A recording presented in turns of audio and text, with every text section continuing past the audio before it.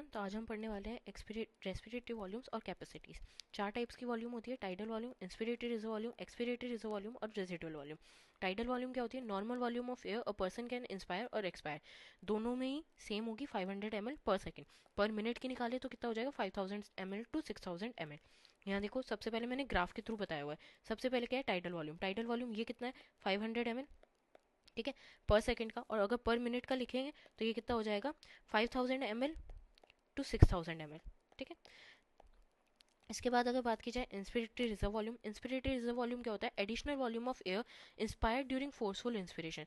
Forceful inspire जब करते हैं हम, तो सबसे पहले तो हम क्या लेंगे? टाइडल वॉल्यूम लेंगे, जिसको हमने हटा दिया। फिर इंस्पिरेटरी रिजर्व वॉल्यूम लेंगे। इसको टाइडल को हटा के कितना हमने एक्स्ट्रा इंस्पायर करा, वो होता है इंस्पिरेटरी रिजर्व वॉल्यूम। ये कितना होता है? 2500 ml टू 3000 ml, ठीक है। फिर आता है expiratory reserve volume, additional volume of air expired during forceful expiration. Forceful expiration के दौरान अगर हम सबसे पहले क्या छोड़ेंगे? Tidal volume. फिर एक्स्ट्रा कितना हम छोड़ सकते हैं? वो होता है 1000 ml to 1100 ml, expiratory reserve volume. यहाँ देखो, सबसे पहले टाइडल वॉल्यूम छोड़ोगे, फिर एक्सपिरेटरी रिजर्व वॉल्यूम छोड़ोगे, ठीक है। उसके बाद आगे चलो, फिर है रेजिडुअल वॉल्यूम, लास्ट वॉल्यूम है। Volume of air remained even after forceful expiration. जब हमने फोर्सफुली एक्सपायर कर दिया, फिर भी कुछ लंग में रह जाती है वॉल्यूम। क्यों रहती है? ताकि एल्वेलाई कोलैप्स ना करे, ठीक है। ये फिक्स रहेगी, इसका आप कुछ नहीं कर सकते और ना ये आप निकाल सकते हो, ठीक है। फिर आता है कैपेसिटीज। कैपेसिटीज क्या होती है? मल्टीपल वॉल्यूम का एडिशन। जैसे काफ़ी सारी वॉल्यूम्स को अगर आप जोड़ दोगे तो क्या बन जाएगा? कैपेसिटीज बन जाता है, ठीक है। यहाँ पे आ गई सबसे पहली है inspiratory reserve capacity. Inspiratory reserve, inspire के टाइम क्या क्या लोगे आप? टाइटल वॉल्यूम लोगे और इंस्पिरेटरी रिजर्व वॉल्यूम लोगे, ठीक है। तो वो आ गया इंस्पिरेटरी रिजर्व कैपेसिटी में। फिर है expiratory reserve capacity. Expiratory reserve में क्या? एक्सपायर करते टाइम आप क्या क्या छोड़ सकते हो? टाइडल वॉल्यूम और एक्सपायरेटरी रिजर्व वॉल्यूम, यही छोड़ सकते हो। ये आ गया एक्सपिरेटरी रिजर्व कैपेसिटी, ठीक है। फिर है functional residual.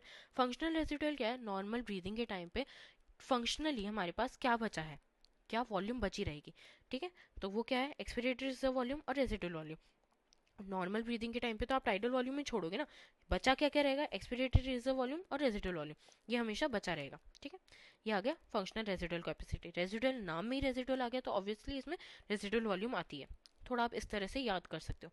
Vital capacity. Vital capacity क्या होती है? जो हम ऑल्टर कर सकते हैं। कौन कौन सी ऑल्टर कर सकते हैं?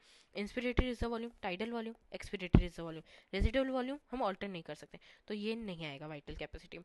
वाइटल कैपेसिटी क्या क्या आता है? IRV, TV, ERV, ठीक है। इसके बाद अब देखो, फिर है टोटल लंग कैपेसिटी। नाम में ही टोटल है, तो इसमें तो सारी वॉल्यूम्स आनी है। टीवी, IRV, ERV, RV चारों आ जाएंगी, ठीक है। यहाँ आप ग्राफ में देख सकते हो, ठीक है। इसको और किस तरह लिखा जा सकता है वाइटल कैपेसिटी को? वाइटल कैपेसिटी को एक और तरीके से लिखा जा सकता है, TLC plus minus RV। TLC क्या है? Total lung capacity. यहाँ पे देखो TV, IRV, ERV। RV को मैंने अगर माइनस कर दिया तो ये वाइटल कैपेसिटी बन गया। यहाँ पे और किस तरह से करा जा सकता है? वाइटल कैपेसिटी प्लस RV, इस तरह भी करा जा सकता है। बेसिक्स याद करो, ये अपने आप बन जाएगा फिर, ठीक है। इसके बाद अगर हमें एक डिवाइस तो चाहिए होता है मेजरिंग के लिए, कुछ वॉल्यूम्स को हम मेजर नहीं कर सकते, जैसे कि रेजिडुअल वॉल्यूम। रेजिडुअल वॉल्यूम कहाँ कहाँ आता है? फंक्शनल रेजिडुअल कैपेसिटी और टोटल लंग कैपेसिटी। इसलिए इनको भी स्पायरोमीटर से मेजर नहीं किया जा सकता। बाकी जितने भी मेजर हो सकते हैं, बाकी जितनी भी वॉल्यूम है जो भी मेजर की जा सकती है, उनके लिए डिवाइस है स्पायरोमीटर। और कुछ भी डाउट हो कमेंट कर देना, नोट्स में अटैच करा दूंगी। Thank you.